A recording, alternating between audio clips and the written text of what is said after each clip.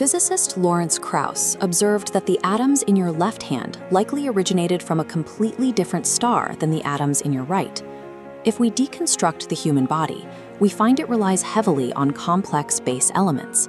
Carbon, oxygen, nitrogen, and iron form the physical architecture of our biology. But if we rewind the universe 13.8 billion years to its absolute beginning, not a single one of these biological elements existed.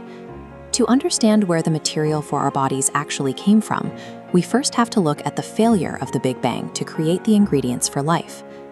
During the epoch of nucleosynthesis, the first few minutes of cosmic history, the early universe was an incredibly hot, expanding plasma of basic protons and neutrons. This diagram illustrates those early moments.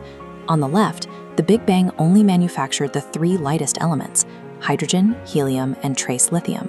Moving right, the universe expands and cools, too fast for heavier nuclei to survive being blasted apart by high-energy radiation. The Big Bang left behind a lightweight, sterile universe. Generating the heavy matter required for human beings would demand a localized, billion-year cosmic forge. High-mass stars serve as the universe's chemical factories. They are born when vast clouds of leftover primordial hydrogen collapse under their own weight.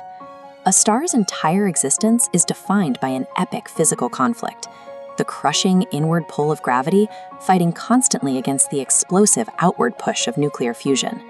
Inside this highly pressurized core, a chronological fusion chain takes place. Hydrogen fuses into helium. That helium then fuses into carbon, the basis of our biochemistry, and then into oxygen. A star spends billions of years in this desperate balancing act, unwittingly cooking the exact elements required for life just to keep itself from collapsing. As a massive star ages, it frantically fuses heavier and heavier elements in concentric shells around its core, forming an onion-like structure. Then it hits a fatal threshold, the moment the star's core begins to manufacture iron. This chart plots the nuclear binding energy for different elements. Notice how iron, labeled Fe, sits at the absolute peak of the curve. Unlike lighter elements, fusing iron atoms actually absorbs energy rather than releasing it, instantly bankrupting the star's outward pressure.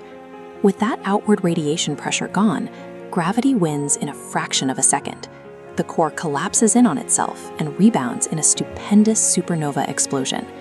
In the brief moments of this explosion, the chaotic billion-degree heat and intense neutron flux, a massive wave of uncharged subatomic particles, rapidly forges the rest of the heavy elements on the periodic table, like zinc and iodine. The violent death of a star is an absolute physical requirement. Without the iron crisis, the chemical arsenal needed to build a human would never exist. A supernova explosion operates as a vast delivery mechanism for the universe's newly forged heavy elements. The dying star vehemently ejects its chemically enriched guts, the carbon, oxygen, and iron, scattering them across the galaxy over millions of years. This direct image of the H.L. Tauri protoplanetary disk shows how enriched gas clouds collapse under gravity to form new stars and swirling debris disks. The distinct physical gaps you see here show where new planets actively sweep up that ancient material. The scattered ashes of dead stars become the fertile, heady element soil required to build rocky planets instead of just gas giants. Within one of those disks, a specific section of debris clumped together into the rocky sphere we call Earth, located in a Goldilocks zone around its new sun, where temperatures allowed water to remain liquid. The chemically rich oceans of this cooling planet provided the exact, complex environment required for self-replicating biological life to emerge. The iron in your blood and the calcium in your bones are the literal, unbroken remnants of those ancient stellar explosions. We are stardust brought to life, empowered by the chemistry of ancient stars to finally begin figuring the universe out.